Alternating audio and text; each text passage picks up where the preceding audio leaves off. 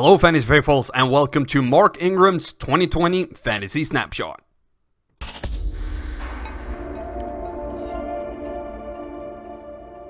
Ravens on the move. Back to the bread and butter. Slashing is Ingram.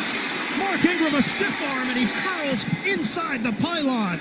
In 2020, the Baltimore Ravens and Mark Ingram will be facing a group of teams that last year gave up 397.1 fantasy points to running backs in PPR, 8th most in NFL, with 4.39 yards per carry and 10 touchdowns on average. Breaking down his rushing, we see that the patterns that he had in New Orleans stuck around in Baltimore as well. I projected Ingram to be super successful for the Ravens based on these trends. He was the only back outside of Baltimore with this many runs in the B-gap and joined the best B-gap run team in the league. And as you can see, the production, he is now the best B-gap runner in the NFL with 5.8 and 5.2 yards per carry in those rush lanes. He is a little underwhelming up the gut, but surprisingly great at bouncing it to the outside. The opponent that fits his strengths the best is the Jacksonville Jaguars. They gave up 5.3 yards per carry to opposing running backs in Ingram's best lane outside the right guard, so be sure to start him in DFS for that game. I would like to take a second to remind you to hit that like button, leave a comment what you think about this video, and subscribe to the channel. I love every interaction I have with y'all, and every little bit helps me put out even more content.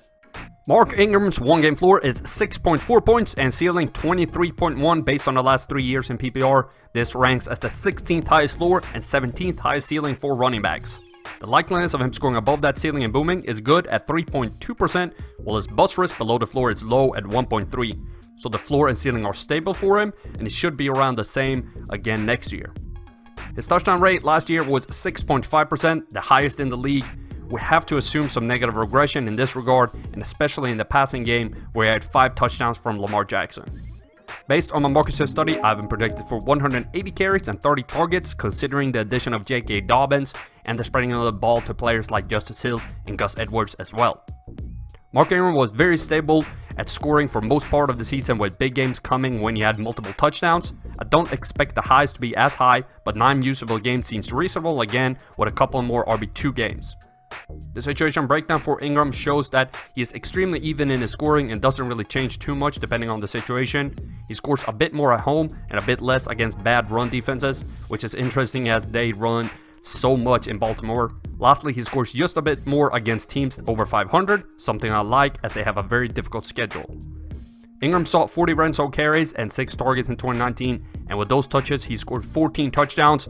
He was way too successful in the air compared to runs.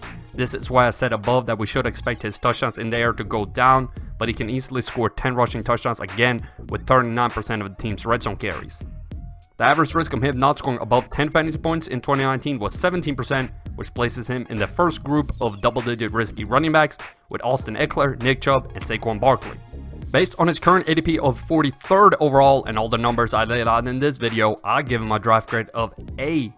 In conclusion, I still really like Ingram for 2020. He is cheap and has the best rushing trends in connection with the team's production in the entire NFL.